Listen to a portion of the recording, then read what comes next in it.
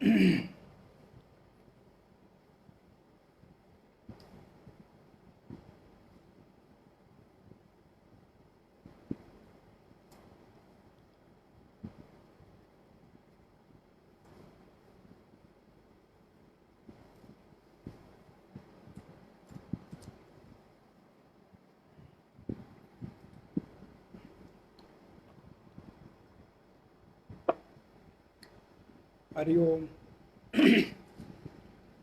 कौन है यहाँ पे? कोई बताएगा अपनी उपस्थिति? चूँकि पेज में मैं पहली बार लाइव हो रहा हूँ।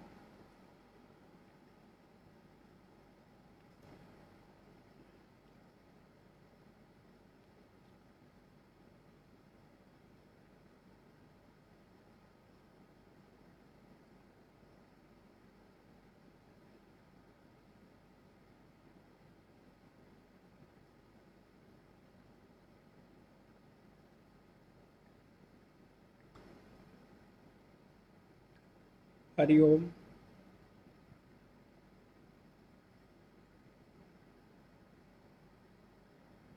हरिओम जी। स्वामी अमृतानंद जी, हरिओम।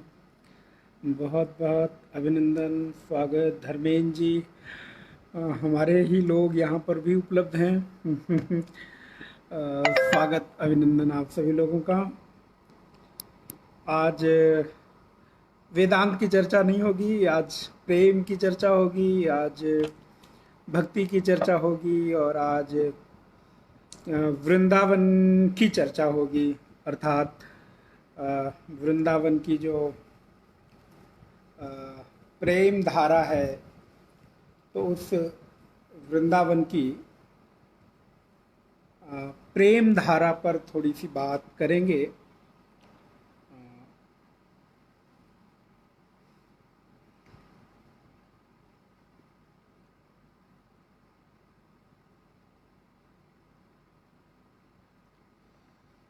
समृद्धि जी, हरिओम। हरिओम। ओम।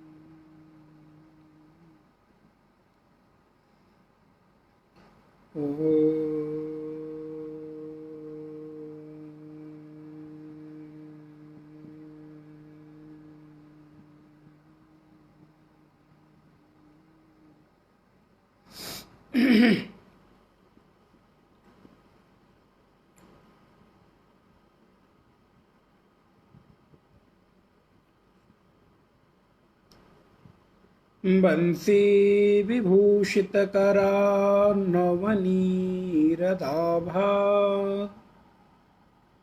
पीताम्बरादरुणबिम्बफलाधरुष्ठा पूर्णेन्दुसुन्दरमुखादरविन्दनेत्रात् कृष्णात् परं किमपि तत् त्वमहं न जाने।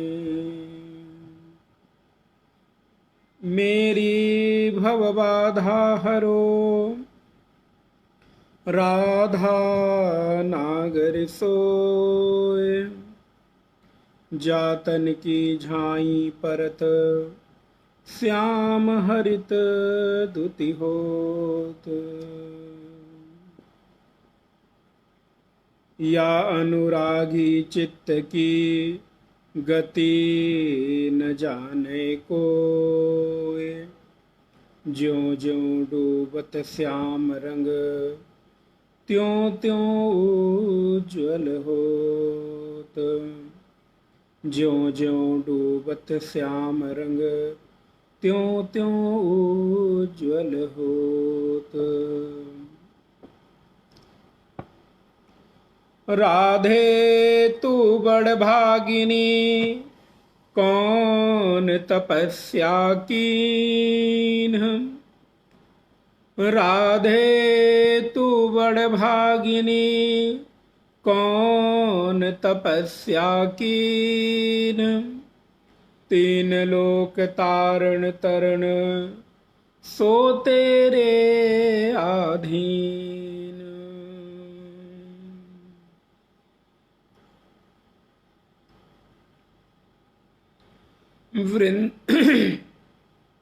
वृंदावन सो बन नहीं, नंदगाम सो गाम, बंसी बट अस बट नहीं, कृष्ण नाम सो नाम।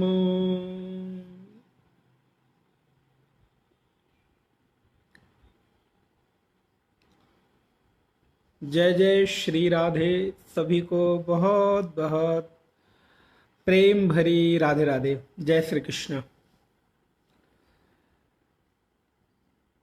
आज वृंदावन एडिक्ट इस पेज के माध्यम से हम लोग भगवान की थोड़ी भक्ति और भगवान के कृष्ण के थोड़े से माधुर्य रूप को देखने का प्रयास करेंगे। यद्यपि हम लोगों का विषय तो वेदांत का विषय है, लेकिन भगवान की भक्ति के बिना सब सूना है। जैसे कि सारे व्यंजन बन जाएं, सारे भोज्य पदार्थ आप बना दें, लेकिन भोज्य पदार्थ में यदि आप नमक डालना भूल जाएं, लवण डालना भूल जाएं, तो परिणाम क्या होता है कि सारे व्यंजन का जो स्वाद है वो फीका फीका रहता है। तो ज्ञान की अवधारणा चित्त को शांत करती है, आनंद देती है, लेकिन भक्ति का अगर उसमें पुट पड़ जाए, भक्ति का अगर उसमें रस डल जाए, भक्ति का जो नमक है अगर वो डल जाए मीठा मीठा, तो उस ज्ञान के माधुर्य को, ज्ञान के उस सुंदरता को मीठा बना देता है, सरस बना देता है। इसलिए भक्ति कैसा है? भक्ति माधुर्य प्रदान करने वाला है, रस प्रदान करने वाला है। तो हम ये देखेंगे कि भक्ति के जीवन में आने से किस प्रकार की मधुरता भक्त के मन में आ जाती है। उसका चित्त पता है कोमल हो जाता है, सरस हो जाता है। आनंद का जो अतिरेक है वो उसमें तो डुबकी खुद लगाता ही लगाता है, लेकिन भक्ति का रस यदि जीवन में उतर आता है तो वो दूसरों को भी सराबोर कर सकता है, दूसरों को भी उसमें कुछ रस से ओतप्रोत कर सकता है। जी जी, सभी का अभिनंदन। आप सारे लोग तो हमारे यहाँ पे आ गए हैं, बड़ी अच्छी बात है, प्रसन्नता हो रही है। गोपाल, मांडवी जी, गायत्री जी, वाह सुंदर। तो भक्ति के आने से जीवन में मधुरता आ जाती है, सरसता आ जाती है। और पता है भक्ति एक ऐसा तत्व है जो जीवन की विपरीतता में भी, जीवन के अन्यान भावों में भी वो साधक को कहीं ना कहीं आनंद से सराबोर कर देता है। तो ये भक्ति की अवधारणा को हम लोग थोड़ा देखने का, समझने का प्रयास करेंगे। और पता है बहुत सरल शब्दों में, अभी कोई सिद्धांत के साथ हम बहुत सरलता के साथ चर्चा करेंगे। किसी भी प्रकार की यहाँ पे दर्शन की चर्चा नहीं करेंगे, बस खाली एक सामान्य भक्त के जीवन की अनुभूति और सामान्य व्यक्ति के जीवन में भक्ति बढ़े कैसे, इस पर चर्चा करेंगे। आज कोई सांख्य, योग, वैशेषिक न्याय, कर्म मीमांसा, अद्वैत वेदांत, किसी वेदांत की, किसी दर्शन की चर्चा नहीं होगी, खाली आनंद के साथ। क्योंकि ये वृंदावन का जो पेज है ये मेरा पेज नहीं है, ये किसी भक्त का पेज है, उसने आग्रह किया तो मैं आज के लिए यहाँ पर आपके सामने सम्मुख हुआ हूँ। तो ये पेज मेरा नहीं है, इस पेज में मैं बहुत ज़्यादा किसी को जानता नहीं, बस खाली उनके आग्रह को मैंने स्वीकार किया। और हम लोगों का कार्य ही है सत्संग प्रवचन का, तो मैंने कहा ठीक है थोड़ी देर के लिए हम लोग यहाँ पे मिलेंगे। तो भक्ति एक ऐसा तत्व है जो जीवन को आनंद उल्लास से सराबोर कर देती है, चित्त को सरस कर देती है, माधुर्य से युक्त कर देती है। अच्छा, भक्ति की यदि बात हो और प्रेम की बात ना हो तो ये अधूरा लगता है। अगर आप भक्ति की बात करें और प्रेम को छोड़ दें, प्रेम की बात ना करें, तो भक्ति के साथ न्याय नहीं होगा, क्योंकि भक्ति और प्रेम दोनों एक ही हैं, दोनों एक ही हैं। अगर भक्ति है तो प्रेम होगा ही होगा, और अगर प्रेम है तो भक्ति रूप ही होगा, क्योंकि नारद जी क्या कहते हैं, सातु अस्मिन परम प्रेम रूपा। आप देखें, विचार करके देखें, वो प्रतिज्ञा क्या करते हैं, प्रतिज्ञा करते हैं कि अथातो भक्तिम व्याख्यास्यामः, मैं भक्ति की व्याख्या करूंगा। ठीक है, अथातो भक्तिम व्याख्यास्यामः। और शुरू क्या करते हैं, बोले भक्ति की बात कर रहे थे तो प्रेम कहां से आ गया, बोले असल में दोनों एक ही हैं। अथातो भक्तिम व्याख्यास्यामः, फिर कैसे, तो बोले सातु अस्मिन परम प्रेम रूपा। ये भक्ति कैसी है, तो भक्ति प्रेम रूप ही है, और प्रेम रूप ही नहीं, परम प्रेम रूप ही है। भक्ति बिल्कुल परम प्रेम रूप ही है। अगर प्रेम नहीं है तो भक्ति नहीं हो सकती, और प्रेम बिना जीवन अधूरा है। चलो अभी छोटे से दृष्टांत से समझते हैं। इस समय मई का महीना चल रहा है। अब मानो मई बीतने ही वाला है, आधा महीना बीत गया है। तो मई महीना बीतते बीतते क्या होगा, हम लोग देखेंगे कि जून आते आते और गर्मी बढ़ जाएगी, ताप बढ़ जाएगा, व्यक्ति के भीतर उष्णता बढ़ जाएगी। लेकिन इसी गर्मी के उष्णता के माहौल में हमें प्रतीक्षा रहती है, इंतजार रहती है वर्षा की, वर्षा की, बारिश की, कि आसमान से कुछ बूंदें टपक पड़े, जिससे पृथ्वी पर आने वाली वो बूंदें पृथ्वी के भीतर से निकलने वाली जो गर्मी है, उष्णता है, उसको शांत कर सके, पृथ्वी में थोड़ा सा शीतलता का अनुभव हो, थोड़ा सा गीलापन अनुभव हो। ध्यान रहे, सूखे सूखे खेत को जोतना, सूखे सूखे खेत में बीज नहीं डाला जाता, बीज भी तब डाला जाता है जब सूखा हुआ खेत थोड़ी सी नमी प्राप्त कर ले। अर्थात अगर किसी सूखे हुए खेत में बीज बोना है तो सबसे पहले वहां बारिश के माध्यम से अथवा किसी अन्य पानी के स्रोत के माध्यम से उस भूमि को गीला करना पड़ता है, उस भूमि को थोड़ा रस युक्त करना पड़ता है, उस भूमि में थोड़ी सी आर्द्रता लानी पड़ती है। और जब आर्द्रता आ जाती है तो उस भूमि को खोदना भी, अर्थात जोतना जिसे कहते हैं, भूमि को खोद कर जोत कर बुआई की जा सकती है। और ऐसी आर्द्र भूमि में, ऐसी गीली भूमि में जब बीज डाली जाती है तो क्या होता है, जब बीज डालते हैं तो उस बीज से अंकुरण, पल्लवन होने की संभावना रहती है। लेकिन अगर सूखे सूखे बंजर भूमि में, सूखे खेत में यदि आपने बीज डाल दिया तो परिणाम क्या होगा, आपका बीज बोने की जो शक्ति थी, समय थी, ऊर्जा थी, और बीज खरीदने का भी जो पैसा था वो भी व्यर्थ जाएगा, वो बीज किसी काम नहीं आने वाला है। ठीक इसी प्रकार जब किसी भक्त का चित्त बड़ा सूखा सूखा रहता है, उदास उदास रहता है, उसके चित्त में आर्द्रता नहीं रहता, गीलापन नहीं रहता, सरसता नहीं रहती, मधुरता नहीं रहती, तो उसके भीतर भक्ति का कितना भी बीज बो दो, राम नाम की कितनी भी गर्जना कर दो, कृष्ण के नाम से कितने भी उसके चित्त को सराबोर कर दो, लेकिन उसके चित्त में वो भक्ति का बीज जाता तो है लेकिन अंकुरण नहीं हो पाता। तो क्या करें, बोले अपने चित्त को प्रेम से गीला कर लो, अपने चित्त को सरसता से, मधुरता से थोड़ा आर्द्र कर लो, और फिर उसमें अगर बीज पड़ जाएगा तो उस बीज के भी पल्लवन की, पुष्पन की, फलित होने की संभावना, अंकुरण के स्फुटन होने की संभावना बन जाएगी।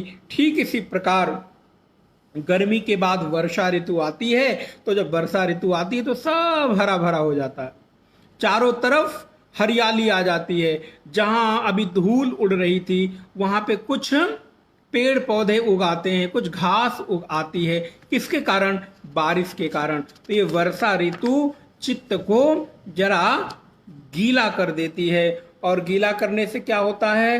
बोले आपके भीतर अंकुरण की संभावना जग जाती है। इस वजह से हमारे भीतर भी भक्ति की वर्षा होनी ही चाहिए, और अगर भक्ति की वर्षा होगी तो परिणाम क्या होगा? बोले भक्ति की वर्षा होने से आपके चित्त में जो भी भक्ति का, भगवान के प्रेम का बीज जाएगा वो जल्दी बड़ा हो जाएगा, उसके बीच में इस अंकुरण बहुत जल्दी हो जाएगा। लेकिन पता है हम लोगों की स्थिति क्या है? हम लोग ऐसी चीज से प्रेम करते हैं जो क्षणिक है, जो नश्वर है, जिसमें किसी भी प्रकार की स्थिरता नहीं है। लेकिन एक बात ध्यान रहे, व्यक्ति कैसा भी हो, संसारी हो चाहे आध्यात्मिक हो, अनेक प्रकार के सांसारिक तापों को मिटाने की जो सामर्थ्य है वो केवल और केवल प्रेम में है। अगर प्रेम की वर्षा न हो तो सब कुछ सूखा हो जाएगा। इसलिए प्रेम तो व्यक्ति के जीवन की नैसर्गिक मांग है, स्वाभाविक मांग है प्रेम। अच्छा बताओ, कौन ऐसा व्यक्ति है जो नहीं चाहता कि लोग मुझे प्रेम करें? अच्छा मालूम है, जो प्रेम नहीं भी करता वो भी प्रेम चाहता जरूर है। वो भले किसी को प्रेम ना करे, लेकिन वो चाहता है कि लोग मुझे प्रेम करें। एक बार एक नव युवक और नव युवती, एक लड़के ने एक लड़की के साथ प्रेम किया, और एक दिन वो लोग बैठे थे साथ, आपस में बात कर रहे थे। तो उस लड़के ने कहा, क्या तुम मुझे इसलिए प्रेम करती हो क्योंकि मेरे पिता ने मेरे नाम से बहुत सारी संपत्ति दे रखी है, मेरे पास बहुत सारी प्रॉपर्टी, बहुत सारा पैसा, इसलिए तुम मुझे प्रेम करती हो? तो पता है लड़की बोली, नहीं, पिताजी की बजाय यदि दूसरा भी कोई आपको संपत्ति दे देता मैं तो भी प्रेम करती।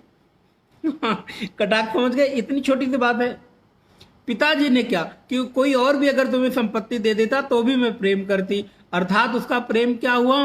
बोले उसका प्रेम कहीं ना कहीं किसी स्वार्थ के कारण है, किसी न किसी स्वार्थ को लेकर वो प्रेम कर रहा है। और असल में संसार का प्रेम ऐसा ही है, किसी न किसी स्वार्थ को, किसी न किसी कारण को बनाकर प्रेम करता है। लेकिन एक बात पक्की है कि प्रेम के बिना हमारे जीवन में कोई आनंद नहीं है। आप प्रेम करो, चाहे स्वार्थ से करो चाहे निस्वार्थ से करो। हाँ, निस्वार्थ से करोगे तो उसका आनंद बहुत बढ़ जाएगा, स्वार्थ से करोगे तो उस प्रेम के खत्म होने की संभावना रहेगी, अर्थात उस प्रेम के नष्ट होने की संभावना रहेगी। जिस दिन जिससे आप प्रेम कर रहे हो किसी स्वार्थ के कारण, वो स्वार्थ खत्म होगा, उस दिन प्रेम भी खत्म हो जाएगा। लेकिन प्रेम जीवन की मूलभूत आवश्यकता है, हमारे जीवन की मांग है। जैसे आपको भूख लगती है तो भोजन की जरूरत है, प्यास लगती है तो पानी की जरूरत है, ठीक उसी प्रकार प्रत्येक व्यक्ति को जीवन में प्रेम की जरूरत है। प्रेम के बिना जीवन नीरस हो जाता है, प्रेम के बिना व्यक्ति खोखला हो जाता है, उसके भीतर कोई उत्साह नहीं रहता। प्रेम उत्साह देता है, और ये प्रेम जब संसार से होता है तो आसक्ति बन जाता है, लेकिन यही प्रेम जब परमात्मा से बनता है तो ये आपके लिए भक्ति बन जाता है। बस इतना अंतर है, संसार का प्रेम आसक्ति बन जाती है और परमात्मा का प्रेम भक्ति बन जाती है। अब आपको निर्णय करना है कि आपको आसक्ति युक्त प्रेम करना है कि भक्ति युक्त प्रेम करना है। अगर भक्ति युक्त प्रेम करना है तो परमात्मा की ओर मुड़ जाओ, और आसक्ति में, संसार के बंधन में उलझ के प्रेम करना है तो संसार की ओर मुड़ जाओ। चॉइस आपकी अपनी है। इस वजह से संसार के प्रेम में एक चीज देखी गई, वो है चंचलता। अच्छा, जब चंचल चीज से प्रेम करोगे तो क्या होगा? चंचल चीज से प्रेम करने से आपके भीतर चंचलता ही बढ़ेगी। लेकिन जो परमात्मा है वो कैसे हैं? बोले वो स्थिर हैं, धैर्य हैं, और अगर उनसे प्रेम करोगे तो परमात्मा के प्रेम से तुम्हारे भीतर गंभीरता आएगी, धीरता आएगी। इस वजह से संसार के चंचल प्रेम में अपने को न डाल के परमात्मा के गंभीर प्रेम में अपने आप को डुबोना चाहिए। रामचरितमानस की एक बड़ी सुंदर लाइन है, दोहा है, बरसा ऋतु रघुपति भगति तुलसी साली सुदास, राम नाम बर बरन जुग सावन भादौ मास।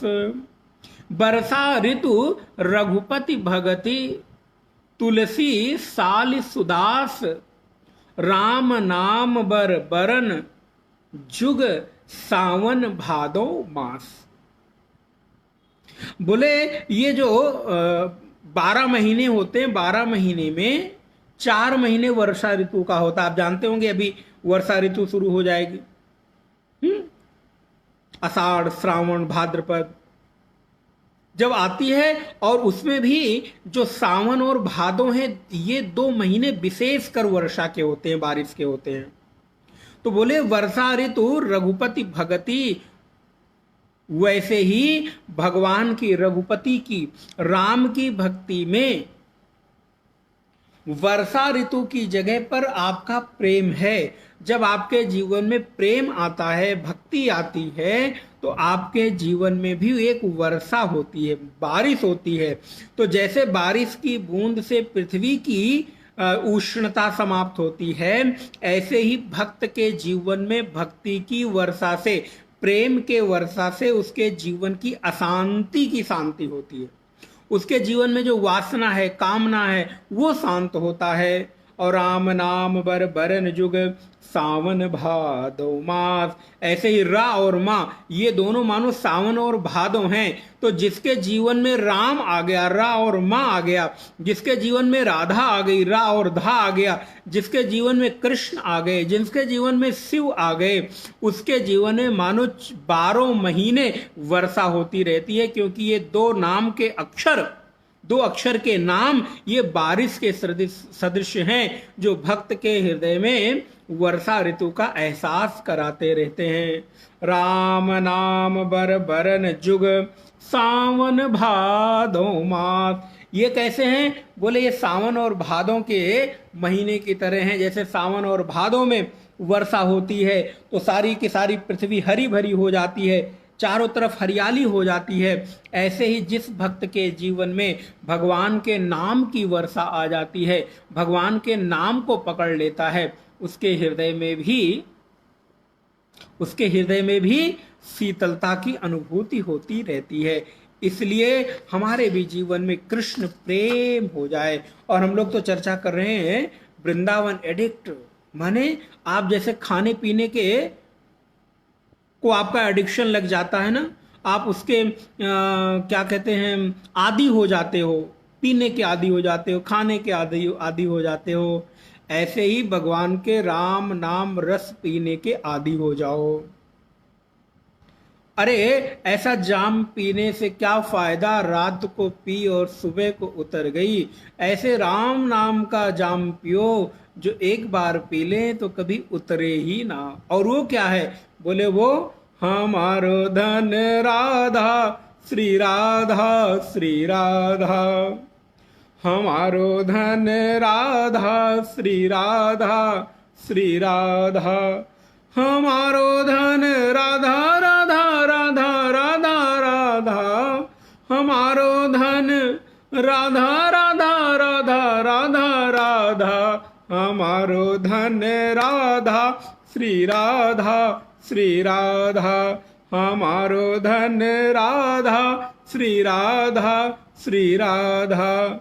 जीवन धन राधा राधा राधा राधा राधा, जीवन धन राधा राधा राधा राधा राधा, हमारो धन राधा श्री राधा श्री राधा, परम धन राधा श्री राधा श्री राधा, प्राण धन राधा राधा राधा राधा राधा, प्राण धन राधा राधा राधा राधा राधा हमारो धन राधा, श्री राधा श्री राधा हमारो धन, जीवन धन प्राण धन, राधा राधा राधा राधा राधा।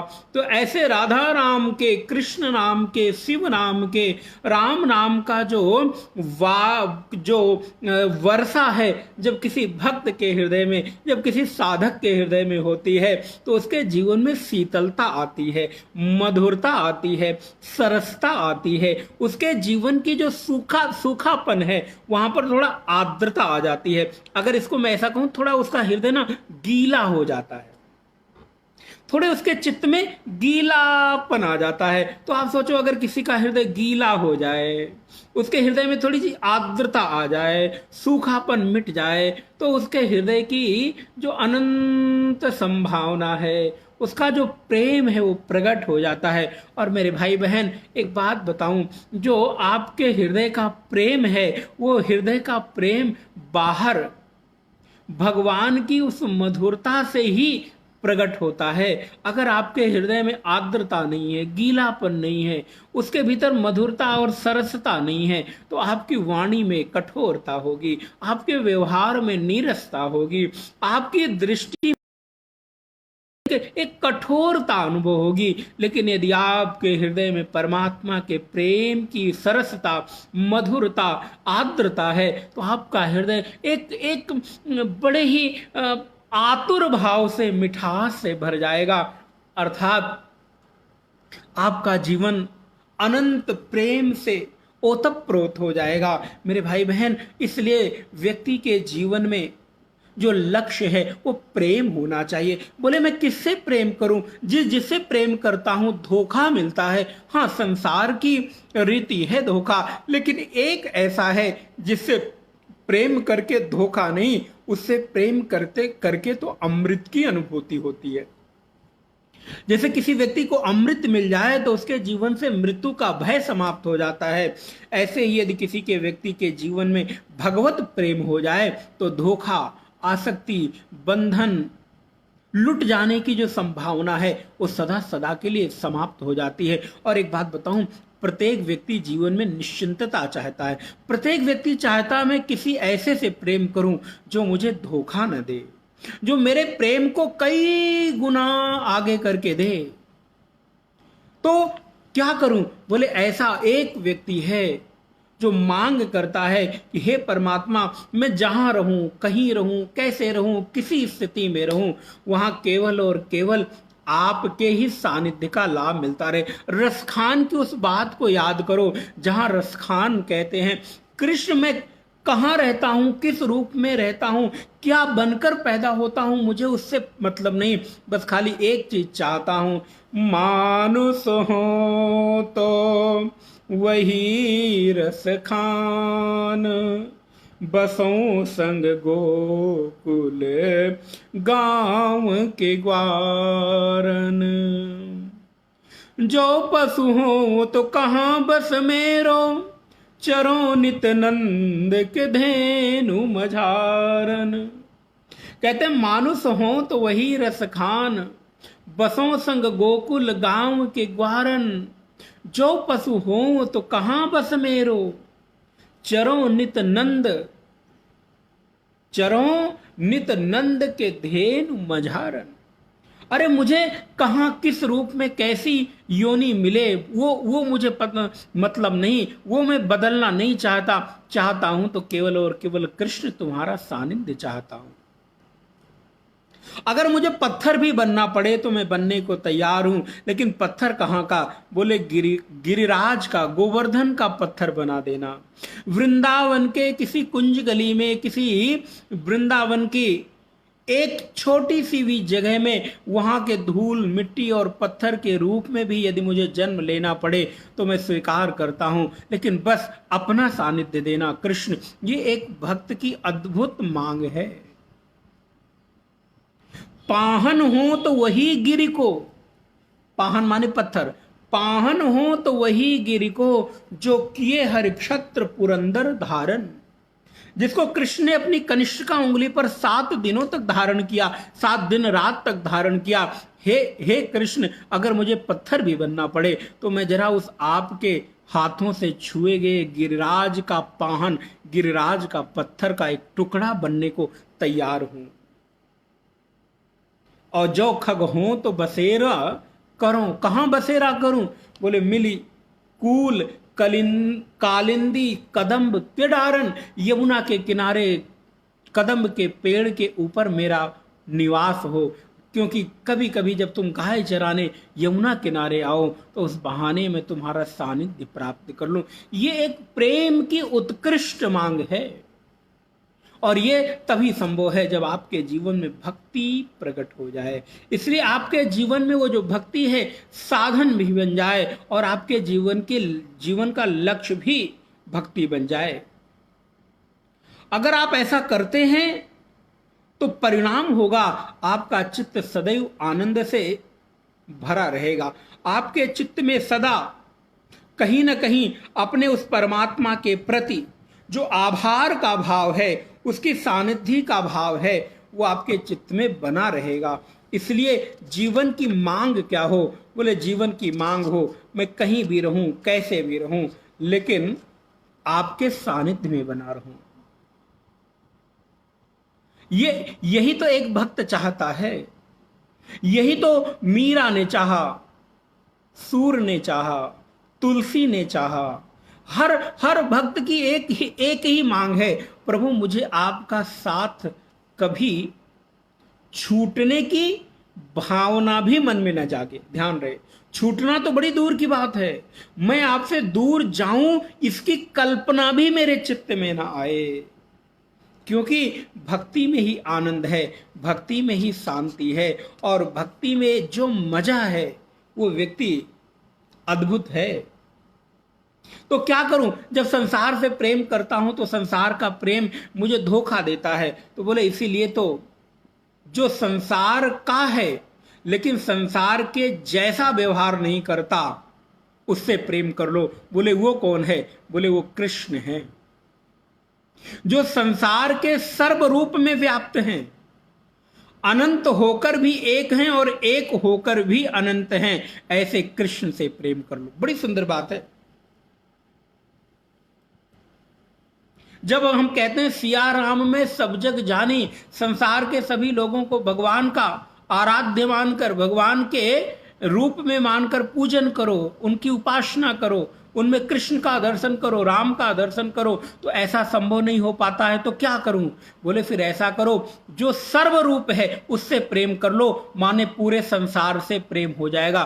क्योंकि अनंत रूप रूपाय विष्णवे प्रभ विष्णवे। ये कृष्ण कैसे हैं? बोले एक रूप होते हुए भी अनंत रूप हैं, और अनंत रूप होते हुए भी एक रूप है। इसलिए अगर एक अनंत कृष्ण से प्रेम हो जाए तो मानो पूरे संसार से प्रेम हो गया। इसीलिए तो जो भगवत भक्त है वो सभी को अपनी दृष्टि में आत्मसात कर पाता है।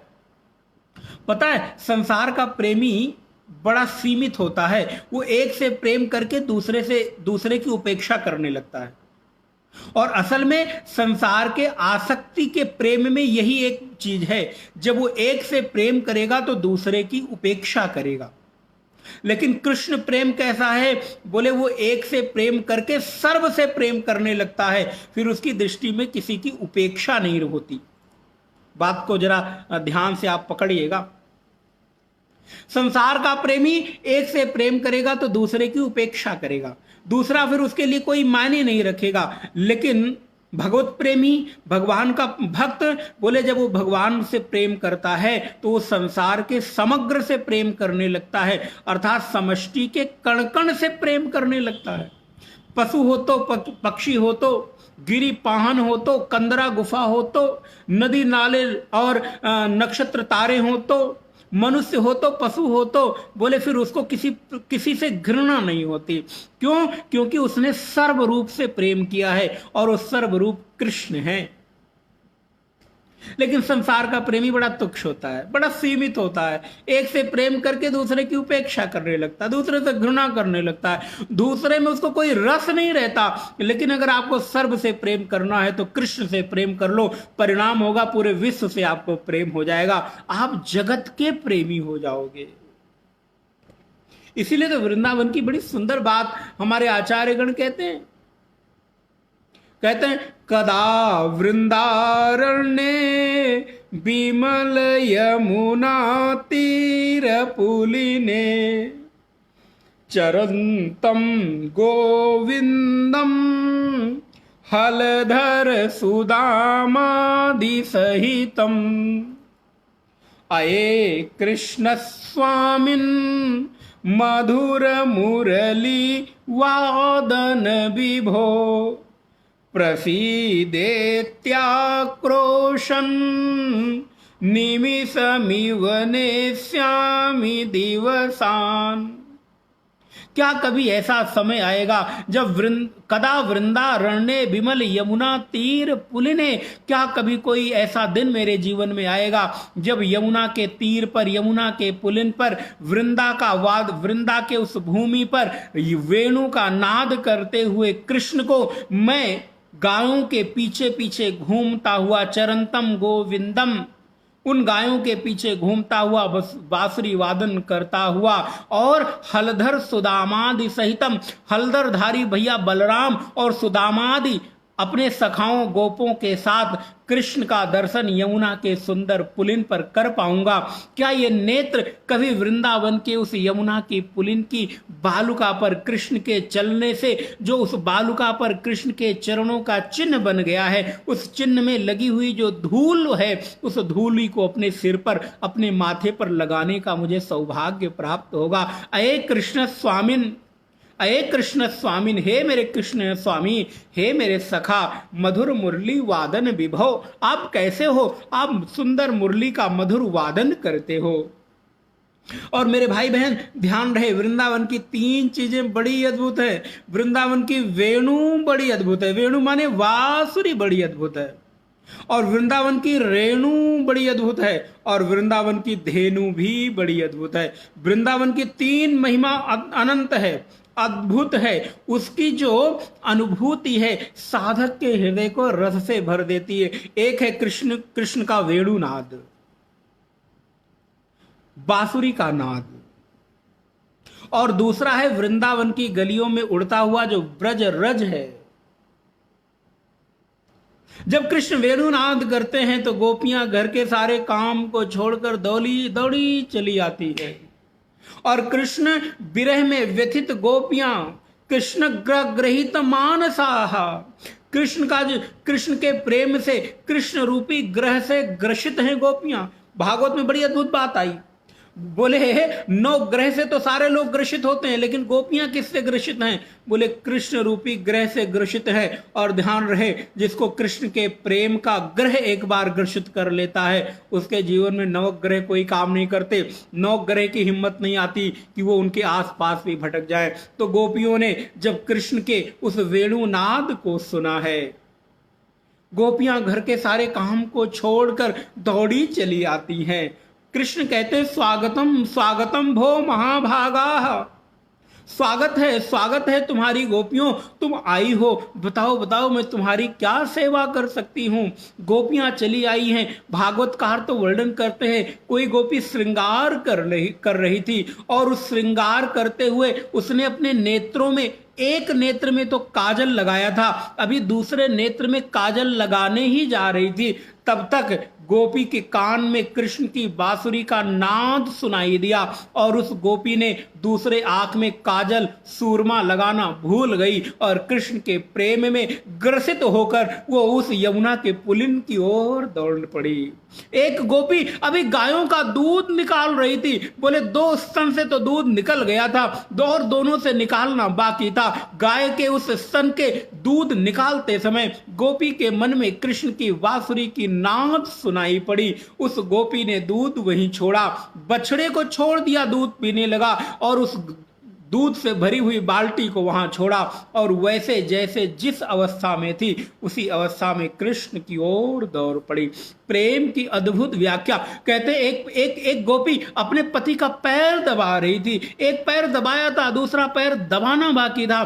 कृष्ण की बांसुरी की नाद सुनाई दी, उसने दूसरा पैर छोड़ा। पति ने कहा, कहां जा रही हो, कहां जा रही हो? अरे एक पैर का तुमने तो को दबा दिया है, दूसरे पैर को तुमने दबाया नहीं है, दूसरा पैर क्या सोचेगा? गोपी कहती है, अरे तुम तो मेरे लौकिक पति हो, आज मेरा अलौकिक पति मुझे बुला रहा है और उसकी वेणु की नाद को सुनकर अब मैं तुम्हारे पास नहीं रह सकती। और नारायण दौड़ी चली गई है। अद्भुत है गोपियों का प्रेम। वहां गई है, कृष्ण के साथ गोपियों का मिलन हुआ है। और नारायण ध्यान रहे, इस मिलन की विरह दशा में गोपियां कृष्ण के जीवन की समग्रता को स्मरण करती हैं। जयति तेधिकम जन्मना व्रजा श्रयत इंदिरा शाश्वदत्र हि दयित दृश्यताम् दीक्षुतावका त्वयि धृतास्तव त्वां विचिन्वते विष जलापयान् व्याल राक्षसात् वर्ष मारुतान्। गोपियां उस पूर्व के समय में कृष्ण की प्रत्येक भावों को स्मरण कर रही हैं। असल में विरह में प्रेम प्रकट होता है, विरह में प्रेम की जो दिव्यता है उसकी अनुभूति होती है। गोपियां कहती हैं, जयति ते धिकम जन्मना प्रजा। और ऐसे कृष्ण के प्रेम में व्याकुल गोपियां एक एक घटना को कृष्ण के साथ जोड़कर जीवन में अनुभव कर रही हैं। इसलिए हमारे और आपके जीवन के लिए एक बड़ी सुंदर सीख है। जिस समय संसार के चारों तरफ अनुकूल परिस्थिति हो, आपके मन की अनुकूलता हो, घर की परिवार की संबंधों की अनुकूलता हो, इस प्रेम को बटोर कर इकट्ठा करके अपने जीवन में, अपने हृदय में समाहित करके रख लो। क्योंकि हो सकता है जब ये संसार कभी आपको विरही करे तो आपके जीवन में उस समय एकत्रित किए गए प्रेम की भावनाओं को स्मरण करके आपका जीवन जरा कट सके। नहीं तो विरहपूर्ण जीवन कटना बड़ा कठिन हो जाता है। किसी की याद में जीवन को गुजारना बड़ा कठिन हो जाता है। और गोपियां यही तो रो रो कर कृष्ण को पुकारती है, अरे कृष्ण कहां चले गए, अरे कृष्ण तुम कहां चले गए? ये वृंदावन की यमुना के पुलिन पर तो अभी अभी हम तुम्हारे साथ रमण कर रही थी और अभी अभी तुम मेरे बीच से अंतर्धान हो गए। नहीं नहीं नहीं नहीं, कृष्ण तुम वापस आ जाओ। ये गोपियों की विरह दशा भक्त के लिए अनुकरणीय है। जब आप एकांत में बैठो तो अपने प्रेमी के साथ, कृष्ण प्रेमी के साथ बिताए हुए उन अनुभवों को, उन पलों को, उन एहसासों को जीने का प्रयास करो। हृदय में जब तड़प उठती है, हृदय में जब विरह की वेदना उठती है, हृदय में जब यादें उठती हैं, तो आपके आंखों से जो अश्रुपात निकलता है वो आपके अंतःकरण को धुल देता है। क्योंकि आंखों का जल थोड़ा गर्म और थोड़ा नमक वाला होता है। तो ऐसा कहते हैं क्षारीय जल हृदय के अंतःकरण की वासना को धुलने का काम करता है। इसलिए विरह की वेदना में, कृष्ण के प्रेम में, कृष्ण की स्मृति में भक्त के आंखों से निकला हुआ अश्रु वो अश्रु नहीं होता, वो अमृत की बूंदें होती हैं, वो मोती की बूंदें होती हैं जो उसके हृदय से बरबस स्फुटित हो आती है। और ये अश्रु की बूंदें बड़ी बहुमूल्य हैं, बड़ी अनमोल हैं। इसकी उपलब्धि यदि किसी साधक के हृदय में हो जाए तो मानना उसका हृदय अत्यंत कोमल है और यह कोमलता ही उस भक्त की भक्ति को प्रगाढ़ करती है। तव कथामृतम तप्त जीवनम कविभिरीडितम कल्मषापहम। तव कथामृतम, हे कृष्ण तुम्हारी कथाएं, तुम्हारी स्मृतियां, तुम्हारे साथ बिताए हुए पल मैं आज याद करके रोमांचित हो रही हूं, बिरहातुर हो रही हूं। हमारा मन अब मेरे वश में नहीं रहा। हे कृष्ण मेरा मन तो तुमने ले लिया,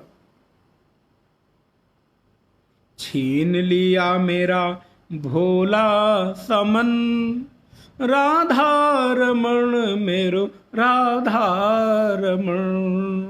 तुमने बरबस मेरे मन को अपनी ओर खींच लिया है, छीन लिया है। अब मेरा मन मेरे लिए उपलब्ध नहीं है, मेरा मन तो केवल और केवल कृष्ण के लिए उपलब्ध है। ऐसी जो भाव दशा है वृंदावन की, उस महिमा को स्मरण करते हुए बड़ी सुंदर बात ऋषि कहते हैं, आचार्य कहते हैं। प्रेम की पिपासा बढ़ी देख निज प्रेमियों को, प्रेम की पिपासा बढ़ी देख निज प्रेमियों को, प्रेम का समुद्र सीमा तोड़ के बहाया है। वृंदावन की स्थिति क्या है? वृंदावन की भाव विरह दशा में भगवान कृष्ण ने किन किन रसों को डाला है, किन किन भावों को डाला है? तो कहते हैं प्रेम की पिपासा देख निज प्रेमियों की, प्रेम का समुद्र तोड़, प्रेम का समुद्र सीमा तोड़कर बहाया है। अर्थात प्रेम की जो अतिशयोक्ति हो सकती है, प्रेम की जो सीमा हो सकती है, उस समुद्र को तोड़कर वृंदावन की गलियों में, वृंदावन के एक एक कड़ में कृष्ण ने बिछा दिया है। भावुक रसीले जन होंगे न निराश यहां, क्योंकि कामना पूर्ति कर कल्प तरु लगाया है। वृंदावन कल्प तरु है, जो मांगो वो वृंदावन की गलियों में आपको मिलेगा। भक्ति चाहते हो भक्ति मिलेगा, मुक्ति चाहते हो मुक्ति मिलेगी, भुक्ति चाहते हो भुक्ति मिलेगी। जो चाहते हो वो वृंदावन की गलियों में आप बैठकर कृष्ण के विरह में रोते हुए एक बार कृष्ण से आर्त भाव से हाथ उठाकर कह देना, कृष्ण मुझे ये चाहिए। चिंतामणि जड़ित चारु चादर बिछाई जहां, कुंज प्रति कुंज भांति भांति से सजाया है। भारत का भूषण और तिलक तीनों लोकों का। ये वृंदावन क्या है? बोले भारत का भूषण है और तीनों लोकों का तिलक है। भक्तों के वास हेतु वृंदावन बसाया है। भक्तों के निवास के लिए वृंदावन की रचना भगवान कृष्ण ने किया है। वृंदावन की महिमा गाते हुए संत कहते हैं, रसिक जन कहते हैं, तीरथ सुता के पग पग पे प्रयाग जहां, ध्यान देना, तीरथ सुता के पग पग पे प्रयाग जहां, केशव के केल कुंज कोटि कोटि काशी है।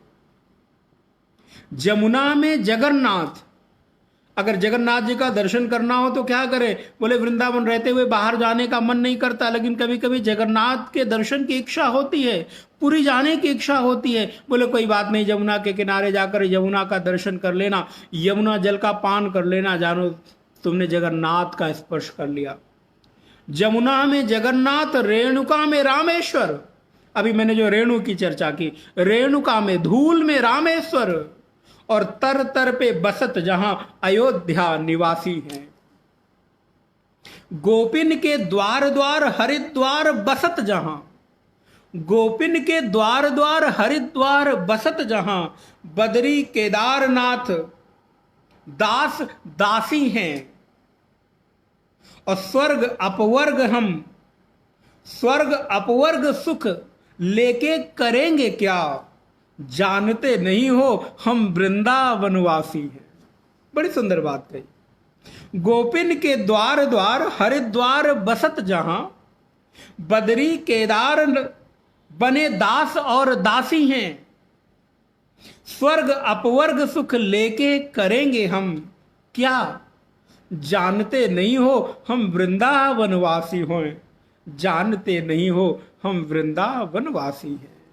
इसलिए मैंने आपको भी निवेदन किया, वृंदावन की 3 चीजों की चर्चा हुई। वृंदावन की वेणु, जो कृष्ण का नाद सुनते ही गोपियों की विरह दशा उद्वेलित होने लगती है, और दूसरा है वृंदावन की रेणु अर्थात रज। वृंदावन की रज माथे पे लगा लेना, आपके जीवन की सारी लकीर ठीक हो जाएगी।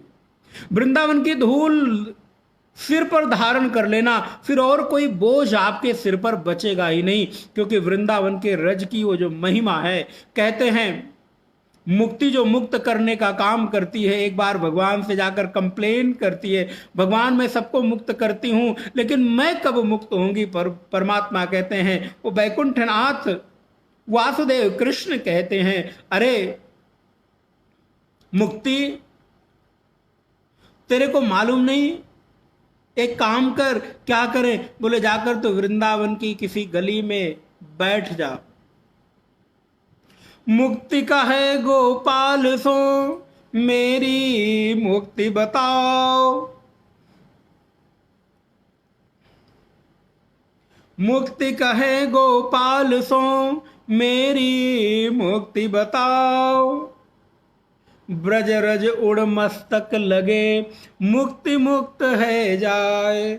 बोले जा, तेरे को मुक्त होना है तो ब्रज की किसी गली के कोने में बैठ जा, और उस ब्रज की गलियों से निकलते हुए जो ऋषि मुनि हैं, उनके चरणों से लगकर जो ब्रज की धूली एक बार तेरे मस्तक पर उड़कर आकर बैठ गई तो तू भी मुक्त हो जाएगी। अर्थात ब्रज की धूली ही मुक्ति के लिए एक सहज छोटा सा साधन है।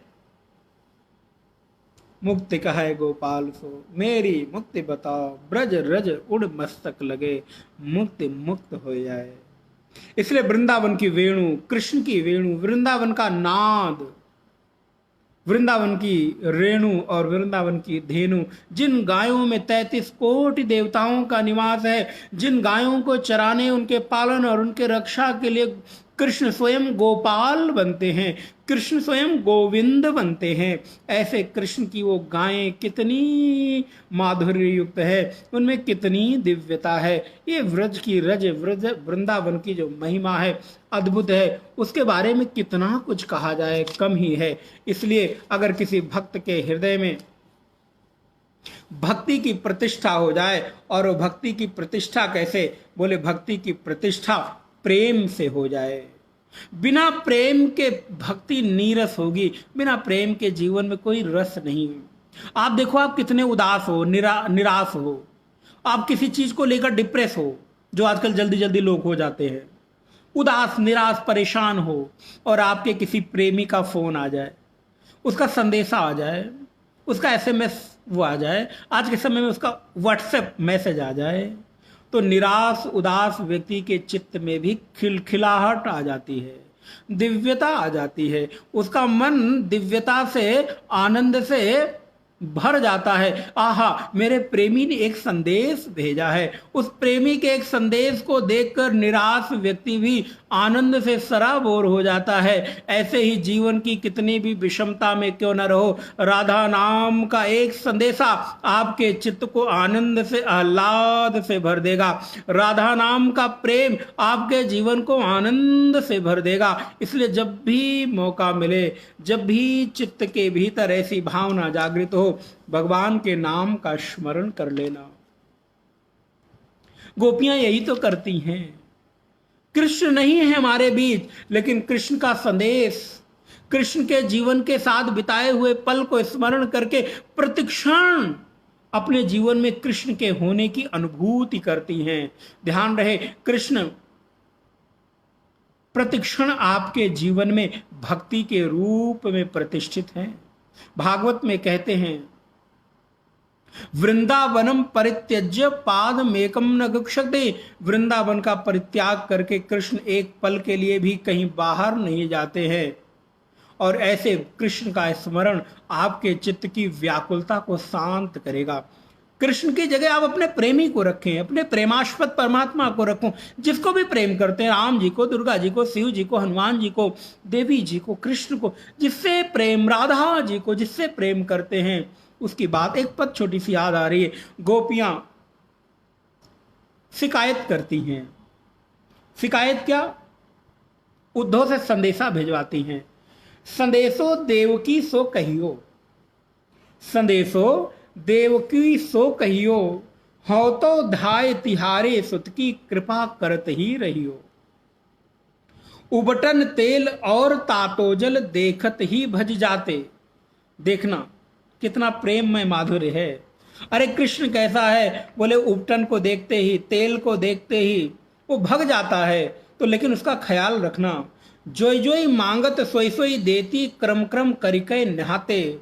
जो जो जैसे जैसे मांगता है कृष्ण वैसे वैसे मैं उसको देती थी, तब वो स्नान करता था। इसलिए हे उद्धव जी, अपने मथुरा के लोगों से कह देना कृष्ण का खूब ख्याल रखेंगे। प्रात उठत मेरे लाल लड़तानी, माखन रोटी भावे।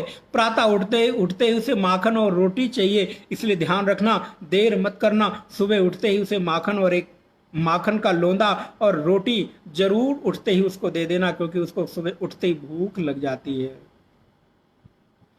ये कहने के पीछे पता है भाव क्या था? इस पद के पीछे सिर्फ इतना भाव है, प्रेमी अपने प्रेमास्पद की बहुत चिंता करता है, उसके एक एक चीज की चिंता करता है कि हे प्रभु, अब मैं तो आपके पास नहीं हूं, लेकिन जो भी आपके पास सेवा में प्रस्तुत है उसका सद्भाग्य है। आपकी देख रेख अच्छे से हो रही है कि नहीं, उनको उसका खाना ठीक है कि नहीं, उनके सोने की व्यवस्था ठीक है कि नहीं, उनके वस्त्र समय से मिल रहे हैं कि नहीं, क्या उनको कोई कठिनाई तो नहीं है। वैसे ही जैसे आप लोग यहाँ पर हैं और आप लोगों के कोई बच्चे बाहर विदेश में, परदेश में रहते हों, किसी अन्य प्रदेश में रहते हों, तो सहज ही प्रत्येक माता पिता अपने उस बेटे का ख्याल रखता है। बेटा समय से ये खा लेना, बेटा समय से ये कर लेना, ये कर लेना, तुम्हारी सब चीज़ें ठीक है कि नहीं।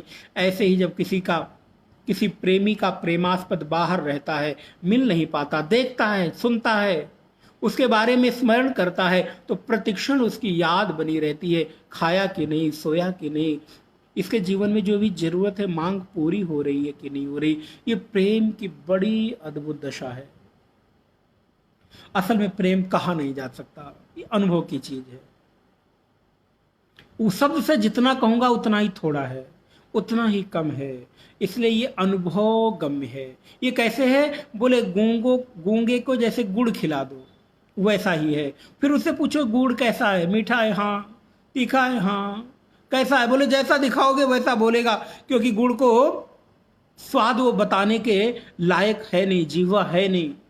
प्रेम बिना पावे नहीं, चाहे हुनर करो हजार, कहे प्रीतम प्रेम बिना मिले न नंद कुमार। जी बिल्कुल सही बात है।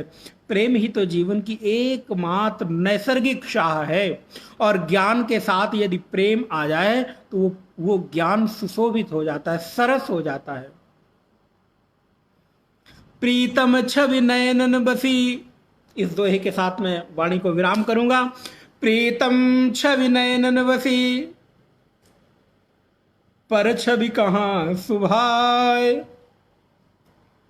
भरी सराय रहीम लखी, आप पथिक फिर जाए। बोले जैसे कोई पथिक थका हुआ हो और वो किसी विश्राम स्थल की तलाश में किसी धर्मशाला में, किसी होटल में, किसी सराय में जाए, तो सराय को देखता है।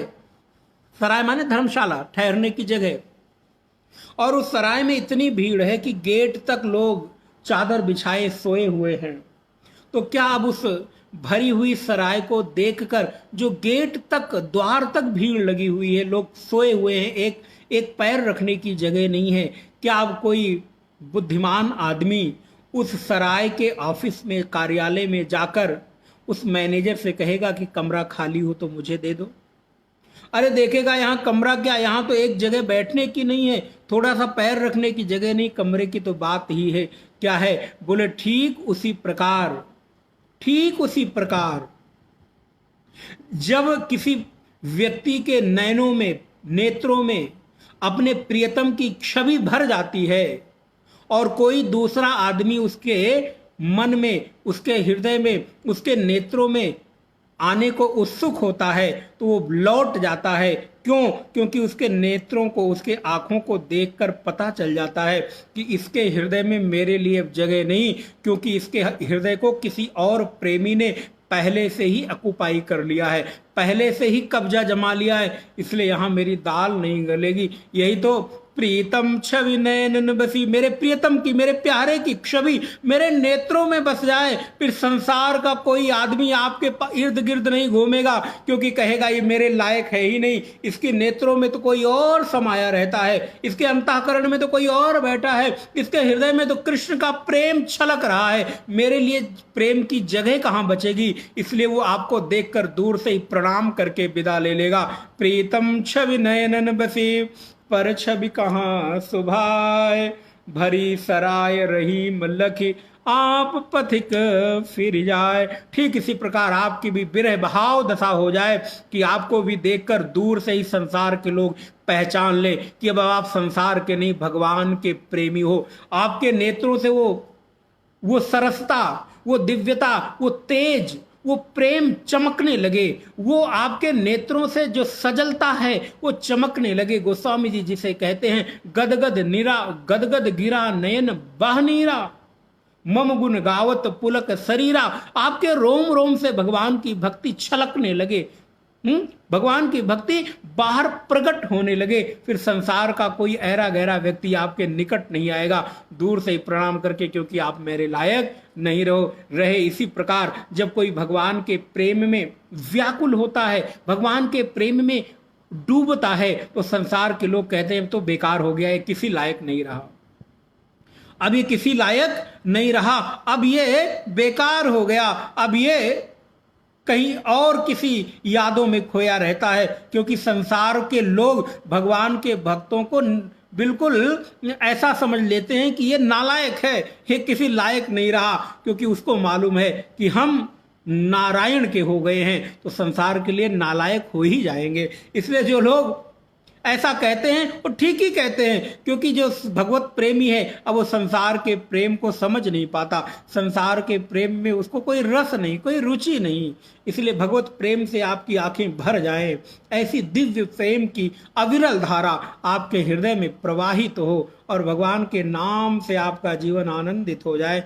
आइए 2 बार खूब भाव से, खूब प्रेम से भगवान का नाम लें और तदुपरांत हम लोग इस सत्र को यहां पर विश्राम देंगे।